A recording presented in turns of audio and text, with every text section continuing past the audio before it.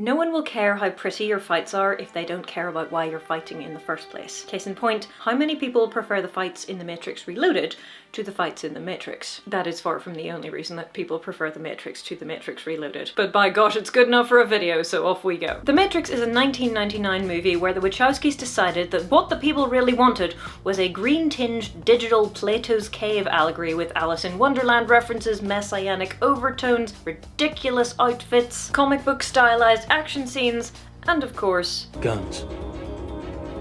Lots of guns. Well, quite. Spoilers, by the way, and yes, turns out that was exactly what the people wanted. One of the many effects that The Matrix had, as I may have mentioned in my One Excellent Scene video about Nightcrawler, was that Hollywood was suddenly forced to be much more ambitious when it came to fight scenes and action scenes and special effects. Also, slow-mo. But you can use all of the slow-mo and bullet time in the world and still have the outcome be meh, as the first sequel amply demonstrates. Which is a shame because the first film really is such a good time, and so to talk about why The Matrix Reloaded fights are so disappointing, we're going to need to talk about the original. Because it's not just about the fight, and as I said in my video about the last Agni Kai in Avatar: The Last Airbender, it's great because of everything that has got us to that point, not just because of the fight itself. Pretty much everything that happens in The Matrix is important, and that includes every single unarmed fight, which is what we're going to be talking about. Every one of them teaches us things, every one of them has stakes, and all of them look fantastic.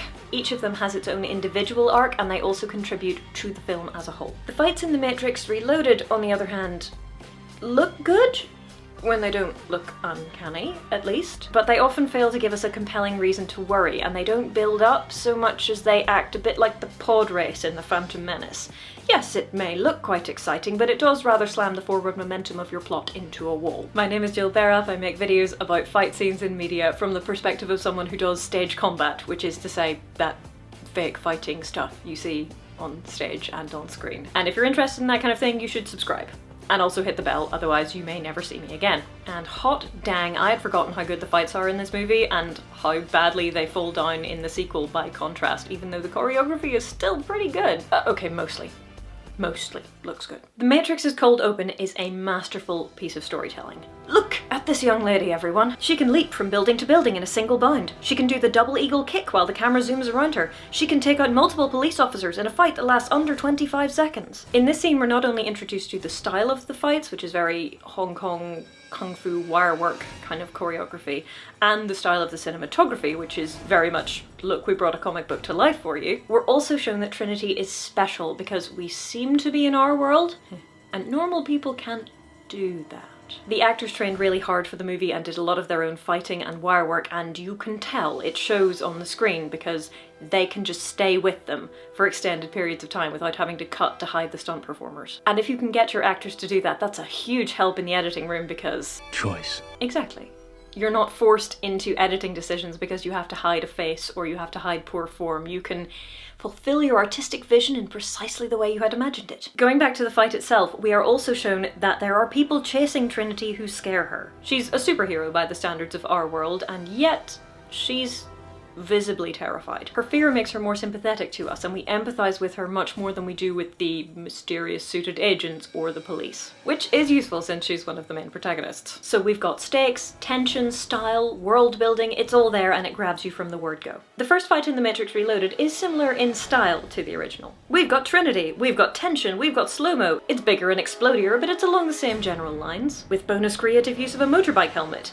And then we shoot Trinity and it's a dream. And not even a did Neo dream that or are we just cutting to another character, but nope, an actual dream. It becomes a bit tricky to feel any tension about Trinity's fate now that Neo's had his prophetic dream. The scene itself is fine, it's good, but in context it provides information that robs us of tension in subsequent fights. Not a great start. The second fight in The Matrix, Neo, having come out of the Matrix into the real world, is now back in a construct dojo and of course... I know kung fu. He knows kung fu. The setting, colour scheme and wardrobe choices mark the contrast between both the Matrix and the real world. And while it's the same kind of exaggerated style we saw from Trinity earlier, we ratcheted it up to 11, with the exaggerated poses and all the swishy-wishy sound effects and even more slow-mo. It's made even more fantastical and unreal with the super fancy wire work, and in the last section, neither Morpheus nor Neo seems to breathe, which I thought was a really nice touch. We underline that Morpheus is really, really good at this stuff, but Neo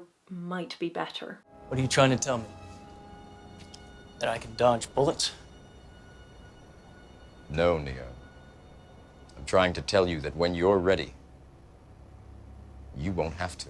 He still fails at his first jump, but the potential is there. The stakes here are mental rather than having any significant physical consequences. Morpheus and Neo are sparring. They're not really going to hurt each other badly. But we still want to see Neo succeed, and we start to see a little of what it is he can do. It's very different in feel to the first fight, and that's intentional. Its purpose is not to make us bite our nails with tension, but to increase our knowledge of the world and our curiosity about what's going to happen. Fights 2, 3, 4, and 5 in The Matrix Reloaded all involve Neo. He fights the agents, he fights Seraph, he fights the Agent Smiths?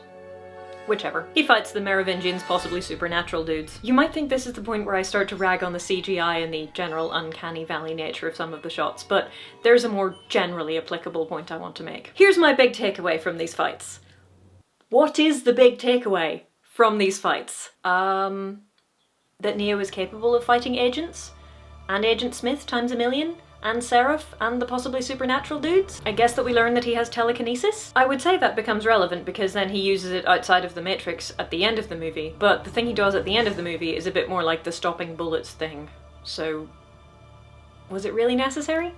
I mean, it does look cool, but was it really necessary? The settings for each of these fights are different, and, well, 2 of them have some plot relevance, and he does use weapons in 2 of them, which is new. But here's the problem. Neo is basically invincible, and so there are no stakes. The match with Seraph is meant to evoke the feel of that Morpheus-Neo dojo fight, but we don't know who this guy is, whose side he's on, or if he's in any way relevant to the plot. So why should we care? All the outward style trappings are there, but we're not actually learning anything. We're not developing Neo's character or Seraph's character. We're just stopping the story for some kicking and punching before we get to the Oracle. The fight against the Merovingians' goons has at least some kind of plot relevance, but that's kind of the best you can say. And they look flashy, but are you worried? Are you concerned? Are you thinking, oh no, how is Neo going to get out of this one? No? Me either. Contrast this with the third fistfight in The Matrix, which is Morpheus versus Agent Smith. It's brilliant, and it's different again to the first 2 fights that we've seen so far in that movie. It's tense and brutal and ugly. Morpheus gets his butt comprehensively kicked by Agent Smith, and that underlines that however good Neo thinks Morpheus is not immortal, and there really are things scarier than him. It's nasty and it's bloody. While sparring, Neo lands a hit on Morpheus, but it turns out that he's nowhere near the level of Agent Smith. Not yet. We build the fear of the agents, we feel the hopelessness of Morpheus, and things get very serious from here on out. Now, Morpheus does fight with an agent in the sequel, as part of an extended sequence involving us cutting between Neo et al. And Morpheus and Trinity versus the twins and the agents, and those fights contain a couple of slightly plot-holy choices, like, if the twins can just phase through things, why didn't they just phase into the car? But it does at least have some tension, because while we know that Trinity has prophecy armor, the same is not true of Morpheus or the Keymaker, and the twins are formidable enemies. That being said, Morpheus fighting Agent Not Smith does not contrast well with Morpheus fighting Agent Smith. It does make good use of environment on the moving lorry, but either Agent Smith was the strongest agent or Morpheus has leveled up, because Agent Not Smith is not really very scary. Compared to the desperation and brutality of Smith versus Morpheus in the first film, this is bloodless. I do like Morpheus's shoes though. They are pretty snazzy. Again, I'm just not that worried. The final fistfight in The Matrix comes after the rescue of Morpheus and includes the shot that launched 1,000 imitators, Neo in the subway versus Agent Smith. This fight is great. I say that a lot about the fights in The Matrix, but this fight is great. Great use of wirework and use of environment and dust and trains and Agent Smith smarming and all that kind of jazz. Neo moves almost like a machine, and the vast majority of it contains their faces rather than stunt performers. So we maintain that connection, we just let the tension grow. The purpose is to show us that Neo is growing into his power, but he's not quite good enough to beat Agent Smith just yet. And then you get to the end of the movie, and after a dramatic death and resurrection, he doesn't need to dodge bullets anymore. The arc is clear even in the fights. We contrast the first sparring match, when he barely knows the extent of his power, with the mostly a gunfight rescue of Morpheus, where he fearlessly takes on all the agents. Then the fight with Agent Smith, and then the end, which isn't really a fight at all, where Morpheus is right. And he does everything without effort. Each hand-to-hand fight, and indeed gunfight, though we haven't been talking about those, builds on what came before it. Each one has clear stakes, and each one moves us forward in our understanding of the world and its characters. The Matrix as a whole is a tightly plotted, slickly put together piece of cinema. It grabs you right from the start, and it takes you on a complete journey in spite of all the world building it has to do. Now, the fight I find most engaging in The Matrix Reloaded is also a fight that is near the end. Neo versus Agent Smith times a million in the hallway. I'm not going to imply that it looks good, but there is a genuine sense of tension that time might run out and the building might blow up and they might not be able to save Zion. I grant you it's not likely from a plot perspective that Neo is going to die at this point, but there is some uncertainty there. Trinity in the power station is barely a fight, which is fine, and Trinity versus Agent Not Smith looks good and is tense, but it's mostly tense because we've seen this bit before and we're waiting for her to get shot. Reloaded's climax is Neo bringing Trinity back to life, and the cliffhanger that, oh, Neo can affect real-world machines now. But that last part is basically out of nowhere, and while it is intriguing, neither it nor Agent Smith in the real world is enough to get me to watch The Matrix Revolutions again. I'm sorry, I'm just not going to do that. Not even for you. The thing about the fights in The Matrix, and to a certain extent in the sequels, is that they all tend to look good because the actors trained really hard before shooting them. Also because, for example, the choreographer in the first film was Wu Ping, who's legendary. The Wachowski saw his work and basically went, can we have that guy? We want that guy. And you can see that in the quality of the finished product. But even if The Matrix Reloaded hadn't relied rather too heavily on somewhat uncanny CGI, it wouldn't have improved the fights that much.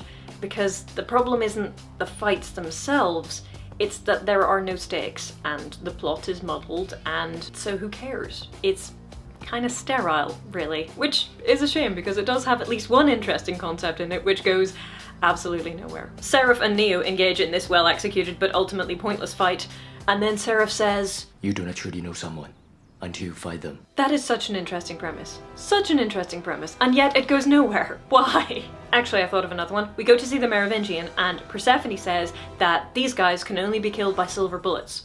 So, basically they're werewolves, right? That would be really neat, except they just fight like regular dudes who've been unplugged from the Matrix. There's nothing special or unique about them. As I mentioned previously, these two are ghosts! They could present a real threat to Neo! But he doesn't meet them in this movie at all. Oh well. Never mind. And of course we know that Trinity is in no danger because we saw the cold open, so unless she's falling off a rooftop, we're not going to be worried. Where The Matrix takes us on a journey with Neo and everything that happens has a purpose, we're now kind of just hanging around with these people, some of whom have stuff to do. The scenes containing people who aren't Neo or Trinity might have some tension, but the build-up is all over the place. The Matrix gives us a hero's journey, and it would have stood fine on its own. The sequels are an attempt to answer the question, but why would there be a human inside the Matrix who can alter the code to his liking? And that's an effort I appreciate, but ultimately I felt it got bogged down with all of this extra philosophical waffling and stuff that you couldn't understand unless you'd seen the Animatrix, and problems with pacing, and trying to tell the story over the course of 2 movies instead of 1, and hand-waving a bunch of really important questions away with vague platitudes delivered by the most annoyingly verbose character ever. Sorry, back on topic. If you want a model for how to make your fights meaningful, for how to use them to facilitate the arc of a movie, then you should really watch The Matrix. Each fight teaches us something new, each fight has clear stakes, and each fight does indeed look great. I just can't say the same for Reloaded. The fights should be enhancing the plot, but the plot is already staggering under the weight of its own self-importance and incoherence. It doesn't matter how good they look because they're mostly pointless. And that's just not a good time. I don't even remember if the fights in Revolutions were any good, and I refuse to sit through it again without a good reason. So if you actually remember what happens in The Matrix Revolutions, let me know if you think I should give it another chance, or if you also find it as forgettable as I apparently did the first time around.